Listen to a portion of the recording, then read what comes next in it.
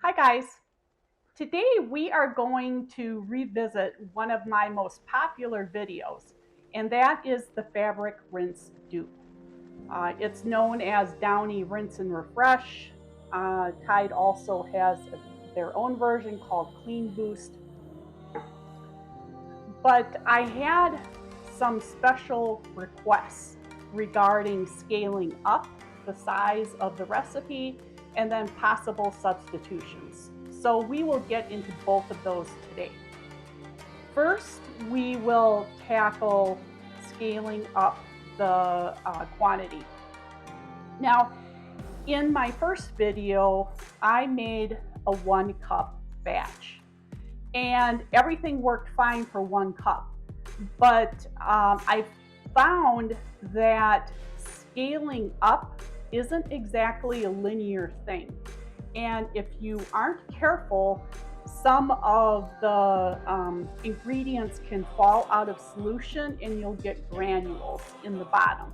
So we are going to slightly tweak the recipe to tackle that and hopefully keep everything in solution.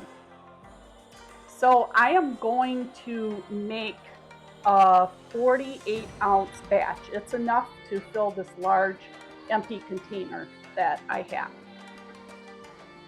And to do that, we will start with 6 cups of water.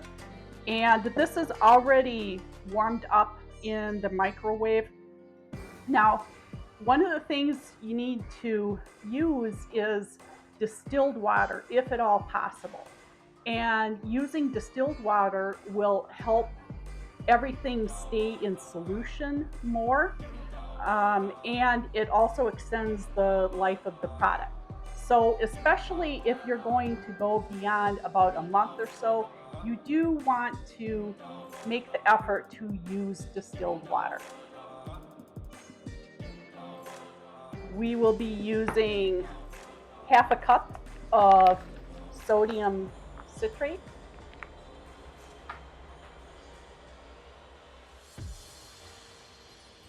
2 tablespoons of propylene glycol,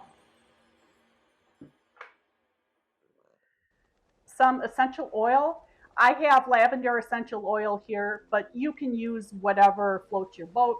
Lemon would be another good choice, or any sort of citrus, or anything else. It doesn't have to be lavender. We are going to start with 1 1/4 cups of citric acid. And I'm using a 1/2 cup measure here, so I will use 2 1/2 of these.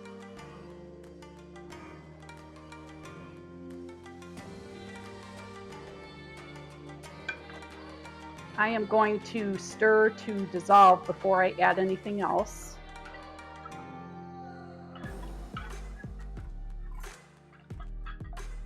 Okay, that is dissolved. The next thing we need to add is our sodium citrate, and we will need 1/2 cup of this. And again, stir to combine or to dissolve. Okay, next is 2 tablespoons of our propylene glycol.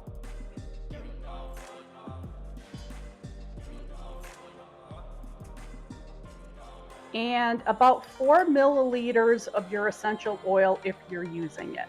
And for me, this will be 8 of these dropperfuls.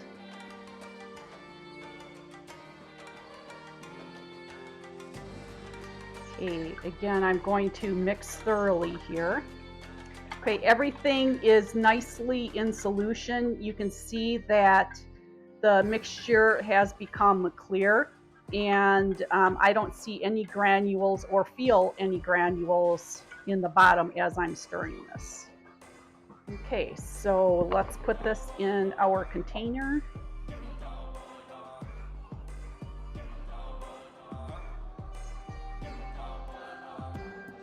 Wow, right to the top.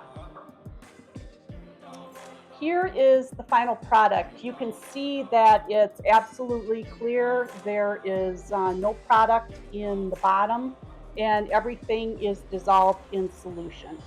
So that's a really good sign. Now I will watch this as it cools down to room temperature. It's still a bit warm, and just make sure that it stays dissolved. So why does this mixture work? Um, well, what we ended up doing is we added a little bit more of the sodium citrate, and that helps everything stay in solution a little bit better. And the propylene glycol also aids in that.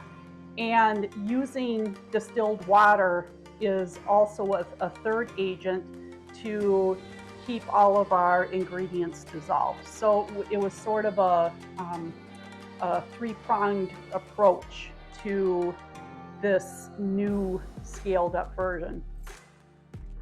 Now, let's talk about substitutions. And here's where things get a little bit tricky. For the citric acid, you could possibly substitute some or all with vinegar.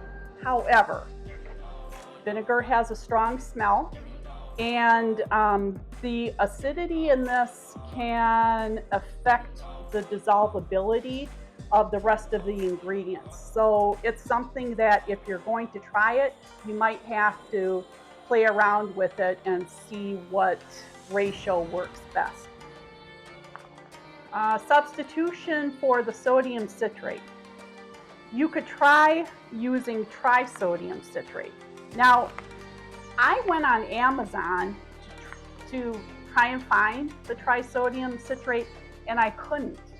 So I don't know the availability of it, and if it's not readily available, especially on Amazon, I wonder what the price would be if you can find it. So my suggestion is, if you are going to be ordering either the sodium citrate or the trisodium citrate, just get the sodium citrate and stick to the original ingredients as I explained them, and then you know that there's no issue. If you would use the trisodium citrate, you might need to use a little bit less, maybe 10% less, to make sure it dissolves properly.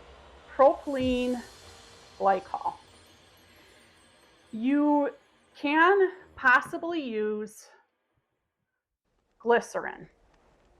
Now, I did this as part of a test batch when I was making the original recipe a while ago, and I found that glycerin left sort of an oily feel on the clothes that I didn't like so much. So you could substitute this in the same ratio as this. I think I used 2 tablespoons for the 48-ounce batch, so you would use 2 tablespoons of this. But again, if you have to order something and they're both readily available, I would just suggest sticking with the propylene glycol as written. You could also use isopropyl alcohol, but again, this is getting into the tricky area where you would have to make a test batch.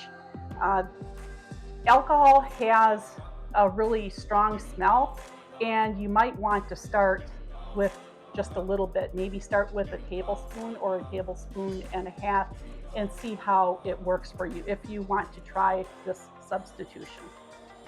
And finally, let's talk about the water. Distilled water is important.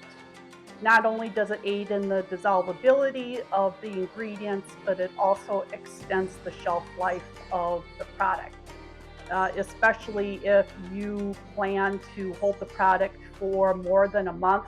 This is really kind of necessary, or you might end up with a product that is starting to turn cloudy, or maybe the odor changes a little bit. Why risk it? Just This is readily available at your local grocery store for $1.25 a gallon. And use that if you want a long-lasting product. And that is it for our fabric rinse update. If you liked this video, please give it a thumbs up and subscribe to the channel. And if you have any more questions that I could maybe do some research and answer for you, please drop a comment below. I read every one of them and I will respond. I will link another video here for you to enjoy. In the meantime, thank you so much for joining me today, and I will see you on our next adventure.